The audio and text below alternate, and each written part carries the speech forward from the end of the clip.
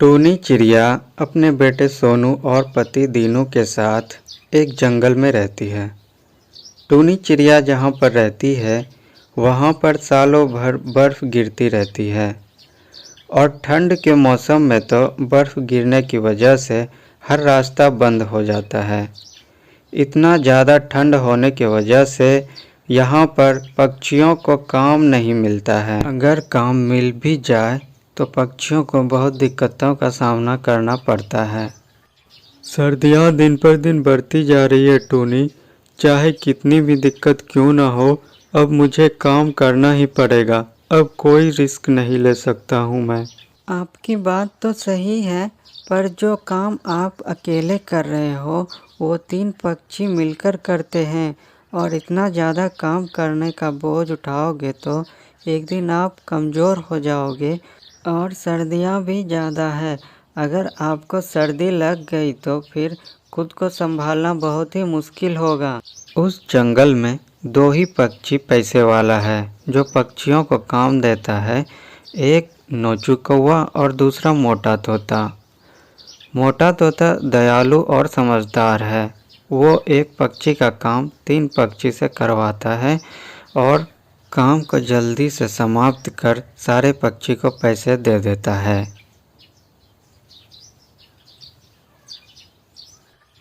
वहीं नोचू कौवा कंजूस है। वो 3 पक्षियों का काम एक पक्षी से करवाता है, चाहे एक पक्षी को उस काम को करने में कितना भी समय क्यों न लगे, पर वो एक ही पक्षी से काम करवाता है और पैसे 10 बार मांगने पर एक बार ही देता है, और वो भी आधा पैसा ही।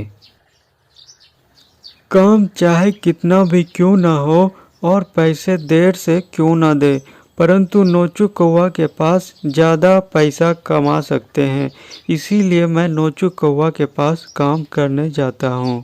आप बहुत सच में जिद्दी हो। आपको समझाना मेरे बस की बात नहीं है, पर अच्छे से काम करना और ध्यान रखना अपना। टूनी चिड़िया जिस घर में रहती है वो घर मिट्टी का है और उस घर में ठंड भी बहुत ज़्यादा लगता है, इसलिए वो काम करके ठंड के कुछ कपड़े खरीदने के लिए पैसे इकट्ठे कर रही है। मोटा तोता के पास जो भी काम करने आता है उसे हर साल एक चादर और स्वेटर फ्री में दिया जाता है, इसलिए उस जंगल में मोटा तोता का बहुत इज्जत है। उस मोटा तोता के कारण मेरा इस जंगल में कोई इज्जत नहीं कर रहा है।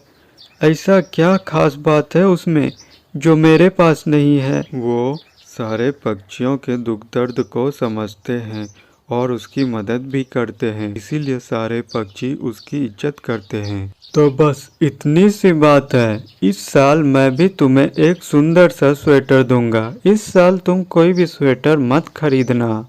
ये बात सुनकर दीनू बहुत खुश होता है। ऐसे ही कुछ दिन बीत जाते हैं, पर नोचू कौवा ने उसे स्वेटर नहीं दिया, जिस वजह से टूनी चिड़िया का पति दीनू को ठंड लग जाती है और वह बीमार हो जाता है।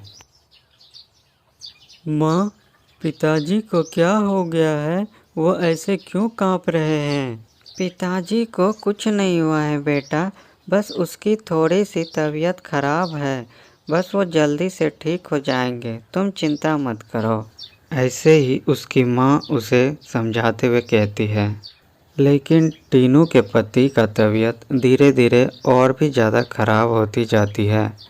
मोटा तोता को ये बात पता चलने पर वो दीनू को देखने के लिए आता है, और तभी ही नोचू कौवा भी इतने दिन से दीनू काम पर नहीं आ रहा था, इसीलिए वो भी उसके घर पर जाता है।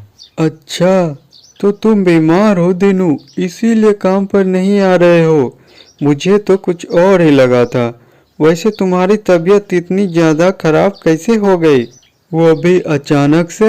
मैं सर्दियों के मौसम में बिना स्वेटर के ही काम कर रहा था, लेकिन जब से आपने स्वेटर देने का वादा किया था तब से मैं बिना स्वेटर के ही काम कर रहा था, इस आस में कि अब स्वेटर मिलेगा, अब स्वेटर मिलेगा, इसीलिए मैं बीमार हो गया हूँ।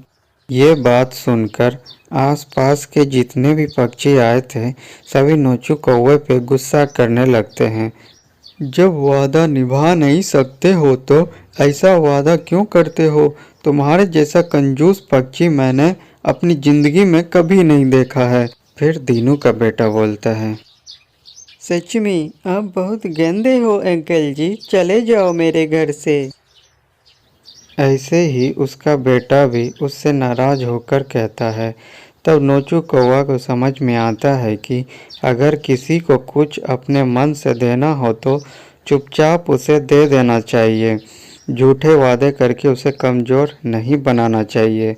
ये बात समझ में आने के बाद नोचू कौवा सबसे पहले मार्केट जाता है और स्वेटर लाकर दीनू को दे देता है और उसके घर को बनाने का भी वादा करता है।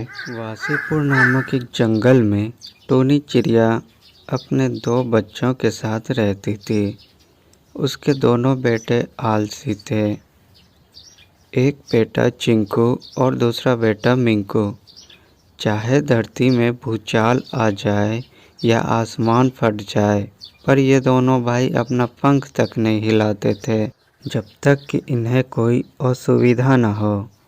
फिर एक दिन इन दोनों से माँ कहती है, बच्चों, मैं ये बात अच्छे से महसूस कर रही हूँ कि हमारी घर की छत कभी भी टूट सकती है। तुम दोनों भाई वैसे भी बैठे ही रहते हो। इससे अच्छा होगा कि छत ठीक कर दो बेटा, इससे पहले कि कोई हादसा हो जाए। ये बात सुनकर चिंकू कहता है, आप हर बात मुझे क्यों कहते हो माँ? मिंकू भी तो यहाँ पर है, उससे कहो जो भी कहना है। ये बात सुनकर मिंकू कहता है, भाई तुम अपने काम मुझ पर क्यों डाल रहे हो? माँ तुम्हें काम करने बोल रही है तो तुम ही करो। ऐसे ही दोनों भाई को कुछ भी काम करने उसकी माँ बोलती है तो वो दोनों झगड़ने लगते हैं। सामने कौन है वो दोनों ये भी नहीं देखते हैं।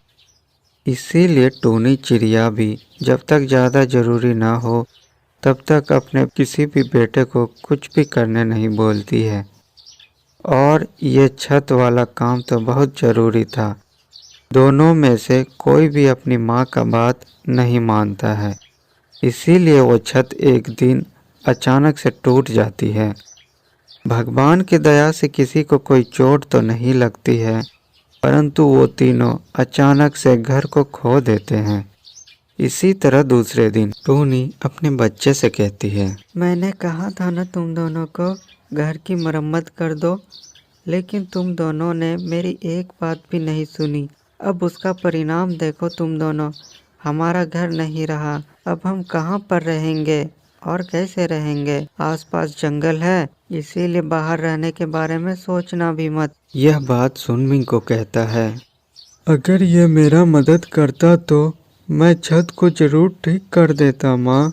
अगर डांटना है तो मुझे नहीं, सिर्फ चिंकू को डांटो।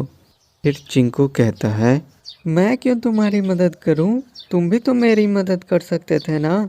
इसीलिए मेरी गलती नहीं, तुम्हारी गलती है और हमेशा तुम्हारी ही गलती रहती है।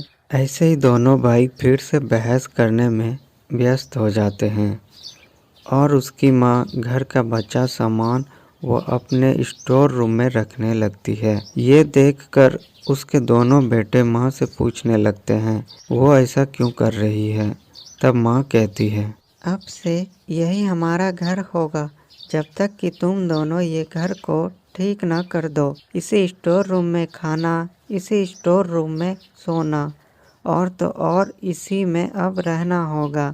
चिंकू और मिंकू को इससे पहले ऐसा अनुभव नहीं हुआ था, इसीलिए वो दोनों माँ की बात सुनकर भी अनसुना कर देता है। माँ फिर कहती है, सारा खाना खराब हो गया है।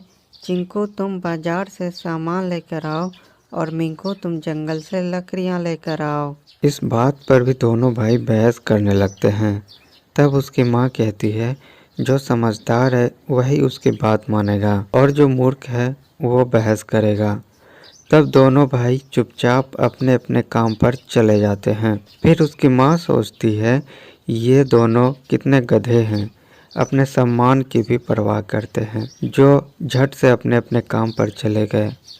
अब मैं एक काम करती हूँ, यही उपाय घर की मरम्मत के लिए भी करती हूँ। फिर वो दोनों बच्चों को घर ठीक करने के लिए भी यही बात कहती है। आप सही कह रही हो माँ, मैं ही आपका सच्चा बेटा हूँ। मैं घर जरूर ठीक करूँगा, पर अभी नहीं। फिर मिंकू, हाँ माँ, मैं भी घर ठीक करूँगा, वो भी बहुत जल्द ही, पर आज नहीं, क्योंकि चिंकू ने जो दिन इनकार किया है वो दिन मैं नहीं अपना सकता हूँ। ऐसे ही हर रोज बात को टालते हैं और उसी स्टोर रूम में रहते हैं।